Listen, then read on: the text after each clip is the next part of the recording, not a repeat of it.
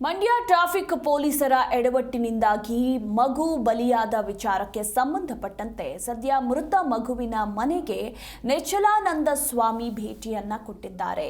ಮಂಡ್ಯದ ಗರವನಹಳ್ಳಿಯಲ್ಲಿರುವ ಮಗು ನಿವಾಸ ಇನ್ನು ಮಗು ಮನೆಗೆ ನೆಚ್ಚಲಾನಂದ ಸ್ವಾಮಿ ಭೇಟಿಯನ್ನ ಕೊಟ್ಟಿದ್ದಾರೆ. ಗಮನಿಸ್ತಾ ಇದ್ದೀರಾ ನೀವು ಕೂಡ ದೃಶ್ಯಾವಳಿಗಳಲ್ಲಿ. ಇದೇ ಸಂದರ್ಭದಲ್ಲಿ ಮೃತ ಮಗುವಿನ ಪೋಷಕರಿಗೆ ಶ್ರೀಗಳು ಸಾಂತ್ವನದ ಮಾತುಗಳನ್ನು ಹೇಳಿದ್ದಾರೆ.